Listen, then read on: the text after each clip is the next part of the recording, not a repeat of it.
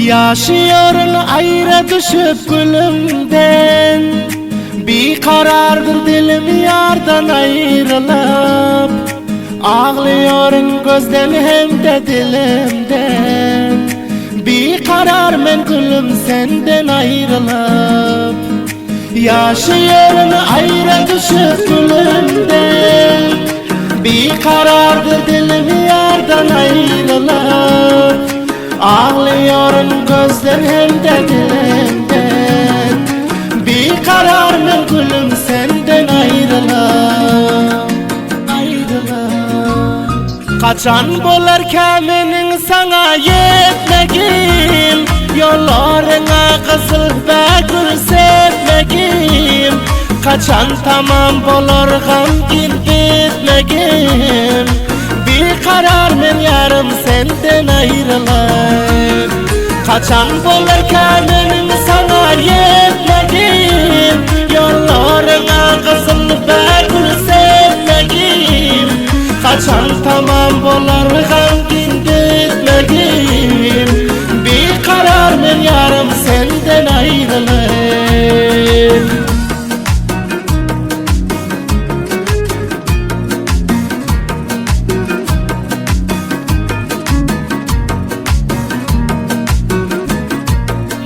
Nesip olur mu ki sana yetmegim, el tutuşup hem iş bile yürmegim. Ayrılığı yazıyor elu parmağım, bir karar men dilim senden ayrılıp. Bir karar men dilim senden ayrılıp. Kaçan bolarken menin sana yetmegim, yollarına kızıl ve gül sevmegim. Kaçan tamam bolargam gitmegim, bir karar men yarım senden ayrılıp. Haşim Koştil'in taze aydımlarını eşdeyin deysengizler, Şehri Ankoy'dan, Bender Hanterbağ'dan, şair Ceppar Saydi'nin dükkanından ele getirip bilersinizler.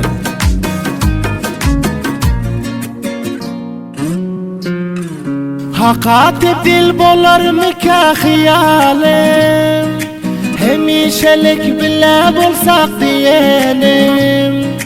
Ayrılıktan köptür ah-ı figanım, bir karardır dilim senden ayrılıp.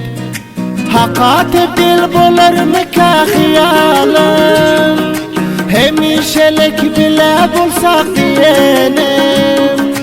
Ayrılıktan köptür ah-ı figanım, bir karardır dilim senden ayrılıp. Ömer Sıddık'ın köngli bir karar, aktarıp yarının her yanısın karar. Abdullah can yar yoluna intizar, bir karardır bülbül gülden ayrılıp. Ömer